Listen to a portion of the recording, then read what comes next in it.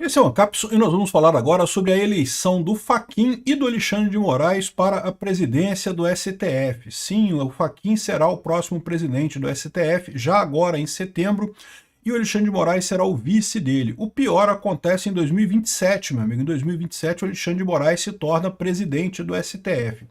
Veja, eles falam eleição, mas a verdade não tem nenhuma surpresa, tá? Eles têm esses ritos já estabelecidos, que é sempre o ministro mais velho que ainda não ocupou o cargo que vira o presidente do STF. No caso, era o Fachin, todo mundo já sabia que seria o Fachin, não tem outra alternativa que não o Fachin. Ele ganhou com 10 votos, então, ou seja, todo mundo votou nele, ele próprio não vota nele mesmo, então todo mundo votou nele. Então essa é a situação, né?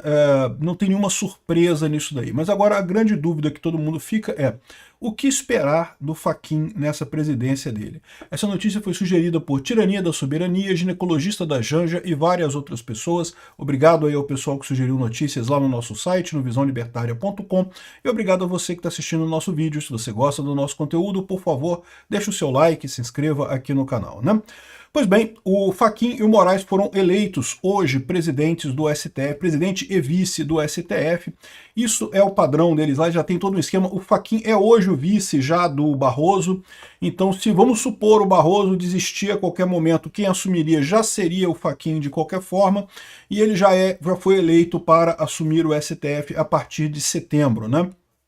Então, 29 de setembro, o Barroso deixa o STF, deixa a presidência do STF e o Fachin assume, né? Existe alguma especulação de que o Barroso talvez peça renúncia ao cargo dele, né? Porque ele estaria muito desgastado, tá?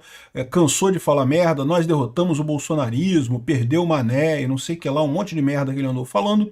Então, existe a expectativa de que o Barroso, inclusive, peça demissão, né, peça renúncia ao cargo de ministro. Mas isso daí é um outro assunto, a gente não sabe, eu já falei sobre isso. A minha visão nesse caso aqui seria, para o caso Bolsonaro seria positivo, para o caso em geral, principalmente para as pautas trabalhistas, seria ruim essa renúncia do Barroso, né?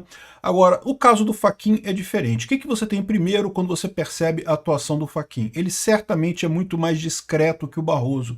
O Barroso, mesmo antes de ser eleito presidente do STF, já dava declarações, já criticava Bolsonaro, já falava um monte de coisa. E outro que fala muito, o Gilmar Mendes, também não cansa de dar entrevista, de falar, tem contatos com a imprensa, então o tempo todo, sempre que tem alguém falando, o juiz falou não sei o que lá, é o Gilmar Mendes e o Barroso que gostam de falar pra caramba, né? E o Alexandre de Moraes também, que tem um monte de amigos nos jornalistas, né? O Fachin tem um estilo mais discreto, dificilmente você vê ele falando alguma coisa, entrando em polêmica.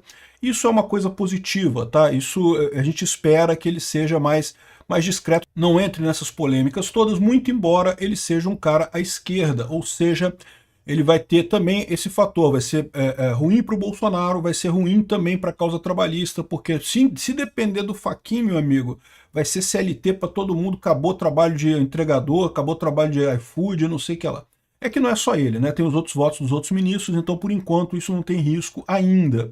Né? Se ganhar a esquerda de novo ano que vem, aí fudeu completamente, porque aí o próximo presidente vai indicar mais 3 ministros do STF. Se for de esquerda, vão ser ministros pró-CLT, pró-Justiça Trabalhista, e aí acabou o trabalho de aplicativo para todo mundo no Brasil, né? Mas por enquanto não tem esse risco, não.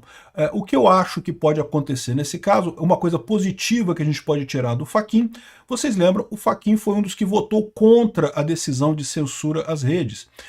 Foi ele, o Cássio Nunes e o André Mendonça, os 3 votos dissidentes. E o que ele disse na época foi muito razoável, que eu acho que deve ser a posição do STF, né?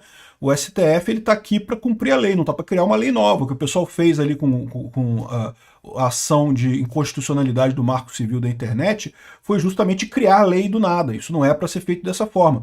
Então ele falou no voto dele que ele até concorda que existem coisas erradas, que as redes sociais deveriam ser regulamentadas e coisa e tal, mas que ele não achava que seria o STF que deveria fazer isso. Isso é uma coisa louvável dele.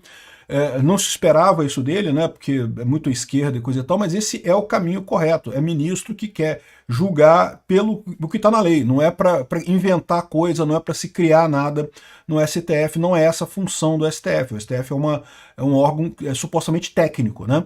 É lógico, a gente sabe, sempre houve alguma influência política no STF, a ilusão de dizer que só agora o STF ficou político, não, sempre teve alguma política envolvida no STF, como lá nos Estados Unidos existe também, como existe no STF em todos os países, aqueles ministros mais conservadores ou mais progressistas, você tem alguma influência nisso, mas via de regra a ideia é que eles sejam contidos pelo limite ali da Constituição, né?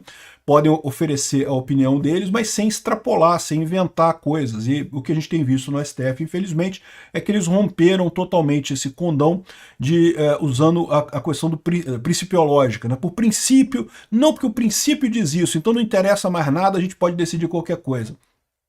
Isso é um caminho realmente muito ruim.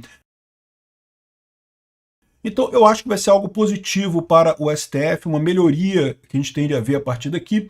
O pessoal coloca aqui, ó, em contraponto a Barroso, o Fachin deve imprimir um estilo mais discreto ao STF, mas ele já sinalizou que não se furtará a defender a Suprema Corte quando criticada. Isso não é nada além do que é esperado, né? Ele é o presidente da Suprema Corte, ele tem o papel de defender a Suprema Corte em caso de críticas e coisa e tal, mas ao mesmo tempo ele também tem o papel de organizar a Suprema Corte, de definir como é que as coisas vão acontecer lá dentro, e certamente ele teria um papel mais discreto nesse caso, seria uma pessoa que vai buscar mais a isenção técnica. É o que eu espero, tomara que eu esteja certo, mas a gente só vai saber quando começar realmente, né?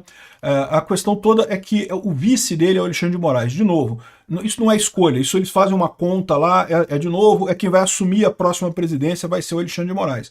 Então a presidência do STF ela dura 2 anos, então de 29 de setembro de 2025 até 2027, 29 de setembro de 2027 vai ser o Fachin. Então o Fachin vai ser o presidente do STF durante as eleições de 2026. Isso é uma coisa positiva, porque lembra, mais uma vez você vai ter uma atuação mais técnica nesse período que vai ser um período muito crucial.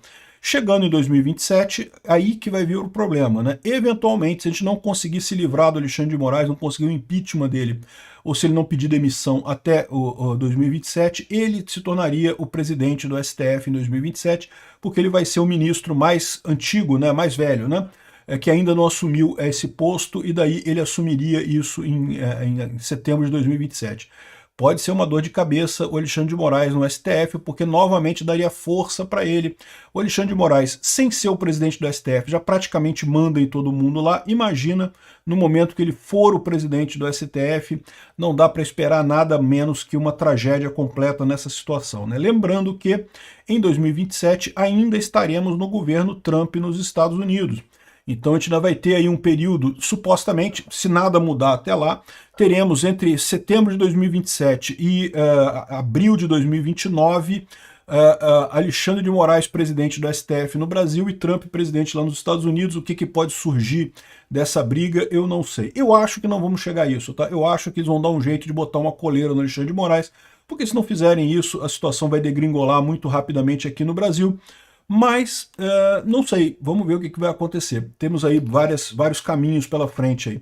Então, é isso daí. Aparentemente, então, o Barroso tá se contendo, ele vai ficar até o final do mandato dele, como ele tinha falado, mas continua uma suspeita muito grande de que ele vai renunciar quando sair da presidência, né? Vamos ver. Se ele renunciar agora também não faz diferença, quem assume é o Fachin, que já está basicamente na porta disso daí.